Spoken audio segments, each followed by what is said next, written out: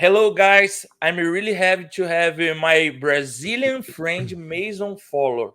You know what? Because he won Brazilian Nationals few months ago. Mason, thank you for accepting the invite, bro. Fala galera, eu sou brasileiro. What's up, bro? Thanks for having What's me. up? Let's go, bro. And Mason, how did you feel competing at Brazilian Nationals being an American athlete? How was the experience to fight here? Yeah, it was an amazing experience. Everyone was kind of like scaring me ahead of time that like all the people there are gonna like throw things at you and everyone's gonna be like boo and the referees are not gonna give you any points and this and that. So I was so scared, and then when I went there, a lot of the people already were kind of cheering for me. I had already been to Brazil one time before, and obviously my professor is Caio Terra. He's very well known in Brazil, so he already had a lot of friends there that were cheering for me. I was there training for 1 week before the tournament with a local team there, so I had made a lot of friends there as well. So it was a really really good experience. I was worried about it at first, but once I was there, it was amazing.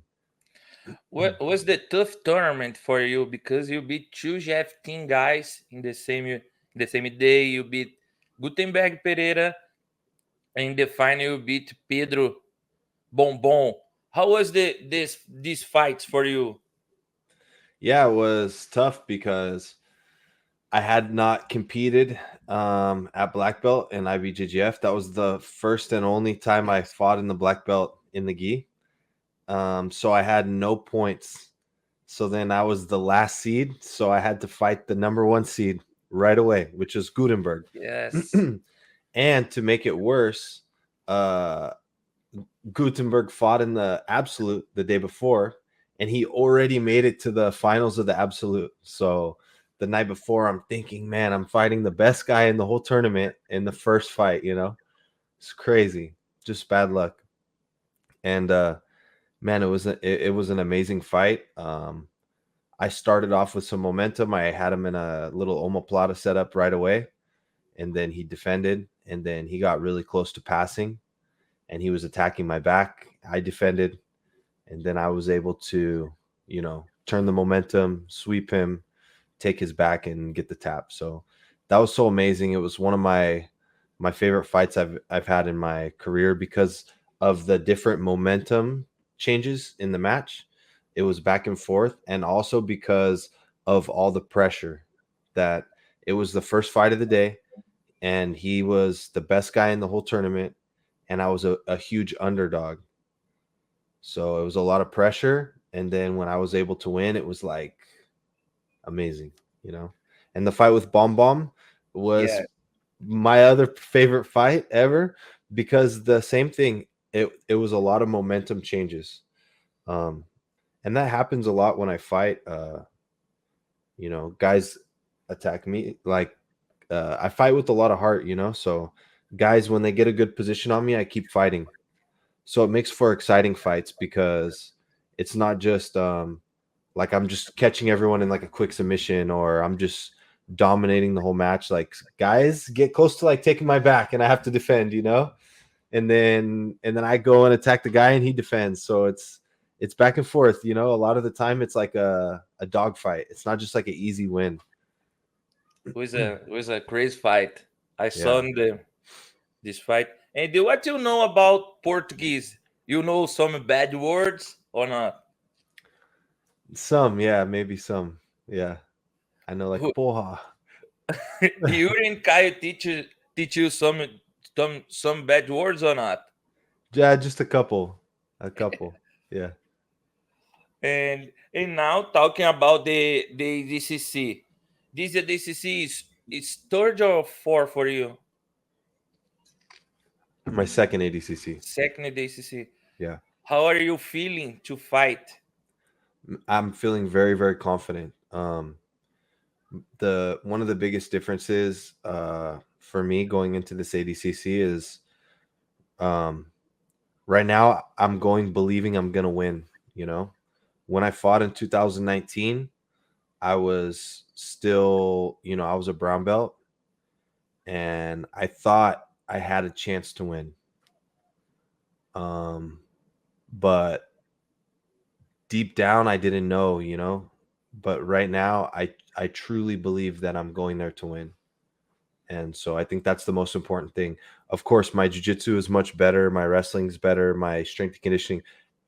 Physically, I'm much better, but to me that's not the most important thing. The most important thing is that mentally I'm very confident that I'm going to go there to win. And your division gets tougher throughout the years. And how do you analyze your division today? Yeah, I feel like there's a couple young guys that are coming in hungry. You know, you got like the Ty Rutolos, you got like the J Rods, like the younger kids. And then you have kind of like a middle ground where you have guys like me, Denise, and like Hulk, right? And then you have like the vets. You have like Change and Wagner and Josh Hinger, right? So there's a really good mix of like young up and comers, and then kind of like guys that are in their prime. Like I would consider myself to be in my prime right now. And then you have some of the savvy vets. So definitely, of course, it's every single division in ADCC is tough, especially this year. Every division is absolutely crazy, right? So every fight's going to be tough. Every fight's going to be crazy. I'm prepared for that.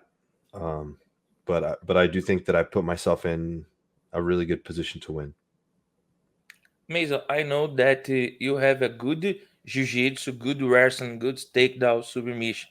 And for you, what's separate you from the other competitors at this division?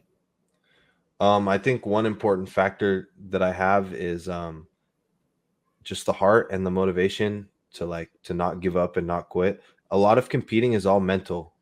You see it a lot where guys show up to the match and you can tell they're kind of already defeated, right? And a lot of guys, I think they don't really believe they can win. That's where I was in 2019. You know, I thought I could win, but I didn't really believe it. And I think a lot of guys are going to have that mindset, you know. Deep down, you know, a lot of guys, I don't think they really believe they can win. But physically, I think one of the things that sets me apart is that I'm well-rounded. I feel really comfortable standing. I feel really comfortable passing, and I feel really comfortable playing guard as well. So I think that's really important. And that's something that I've been working on a lot in the past couple of years, is making sure that I'm well-rounded. Nice. And what you're playing after ADCC? Do you still talking with one FC or not? Do you have plans to still do competitions no gi, or you're going to put your gi on again? Yeah, I've put a lot of thought into that, and I have some different thoughts in my head of what the future is going to hold. You know, one day I wake up and I'm telling myself like, yeah, I'm going to go and, you know, win ADCC, and then I'm going to go win Worlds in the gi next year. The next day I wake up and I'm like, okay, I'm going to win ADCC, and then I'm going to, you know, travel and do seminars. And the next day I wake up and I'm like, okay, I'm going to win, and then I'm going to do a lot of no-gi super fights and make a lot of money. So it depends. I want to, you know, conquer this tournament. That's the most important thing for me. No matter what happens, if I can win ADCC, I'm in a better position, right? With that being said, that's gonna have a lot to decide what I do next as well. You know, like obviously if you get a ADCC gold medal, then you can expect to make a lot more money from super fights too. So then I'm gonna have to decide, like, do I want to go and compete in the gi? You know, I can do super fights in the gi as well. I have to think about long term, like 10 years, 20 years from now, am I going to regret like, yeah, I won ADCC, but I didn't win the worlds in the gi. So I have a lot of thinking to do. The biggest thing for me is just finishing this last week out, staying mentally strong, just getting the job done at ADCC, getting done what I know I can get done. After that, then I'll probably take 1 month of without competing. I have a lot of seminars planned for after ADCC, so I'll go and teach the seminars that I have planned, and I'll keep on training the whole time. I don't ever like stop training. I don't like to get out of shape, so I'll keep on training and just kind of see what options I have after that. Nice, great decision. And I listen a lot of people talking about the ADCC preparation because it's so hard. What's the tough part of ADCC preparation for you, Mason? Yeah, the toughest part. There's been a couple tough parts, Of course, I'm dropping down to 88 kilos, so I've had to maintain a strict diet for, it's been about 12, 13 weeks now, like weighing all my food, everything. And so that's one factor. Obviously, the training camp has been really tough. Kyle really, really pushes us. He's really been pushing me and Yuri. He's expecting both of us to go there and win, and he's trained us to win. So the training under Kyle has been very, very tough. And then I've also been doing like my strength and conditioning and my wrestling on top of that. So yeah, it's been tough. It's been a grind. So I think the training camp, no matter what, would be tough, but then adding the diet on top of that is really what makes it like really mentally draining. But I made it through. I mean, the training camp's pretty much done at this point. Right now, we're just trying to stay sharp. So we got through it. Did everything I possibly could have done, and then some. No injuries. Super lucky. I had no major injuries. Just a couple bumps and bruises, but I never had to like, oh, I hurt this, I need to take a week off. Yes. I never had an injury where I had to like take time away from training. It was always small things that I could push through. So, man, the training camp went perfectly, and my diets went perfectly. I'm exactly where I planned to be. So yeah, the training camp was probably the hardest thing I've ever done in my life, and we made it through. You believe that you live in the best moment of your athlete's career? Yeah, absolutely. By far. And we're going to have a big ass match between Galvão and Gordon at ADCC. For you, what can happen in this fight, and what is your opinion about this, Gordon or Galvão? Yeah, so I think the betting favorite is Gordon, right? The odds are more in Gordon's favor. But a lot of people are saying like Galvão doesn't have a chance. You have to give him a chance. He's a multiple time. He's like a 6-time ADCC champ, right? Undefeated in the super fight. His style is really good for the super fight. Really strong physical, good wrestling, good passing. Depends. There's a lot of factors. If Gordon can get the guard pull without giving the penalty, which he's very good at doing that, then it's going to make it tougher for Galvão, because Gordon's really good at tiring guys out from the guard. Like he keeps scooting forward, clubbing the head, keeps kind of annoying the guy. And then when you're passing and the guy's pulling down on your head and you have to stay in a passing position, it can get really tiring. It's going to come down to fatigue, right? Whoever can fatigue the other one fastest. So if Galvão can keep it on the feet, I think he'll be able to fatigue Gordon a little bit better. I think if Gordon could get the first guard pull, he can fatigue Galvao with his guard, just being annoying, being on its head.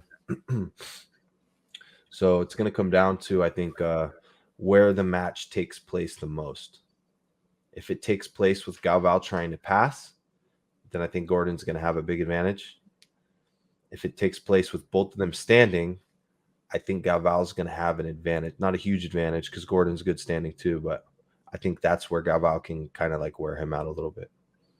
If Gordon puts Galvao on his back, then I think Gordon's going to take the match. Yes, the same, I think, because I saw the best way for Galvão to win this match with the points, take down Gordon, but I don't see Galvão play guard with Gordon. That's my thoughts. Yeah, me too. I agree. But I think he's gonna get the pull without giving the penalty. And then I think you're going to see him kind of scooting forward and kind of chasing Galvao for a little while before anything happens. Galvao's going to play back and play a little more safe. But yeah, I would say if you had to bet and it was a straight up bet, then you should bet Gordon. But, Galvao's going to make it competitive. Yes. For sure. Mason, thank you one more time. Thanks for the accept. And I'm really happy to do this interview with you. I saw you the last year in Brazil, talk a little bit, and now to do an interview, it's a great improvement for me. I'm really happy to have you here. And say a message for your Brazilian fans, bro. Yeah. No, first off, thank you for hitting me up. I appreciate it. I know you have a big reach in Brazil, and I have a lot of like friends and fans out in Brazil as well. So thanks for helping me, reach out to them. And your English is getting a lot better. So keep on, keep training. You're like a blue belt in English right now, at least blue belt, purple belt. So thank you so brother. much.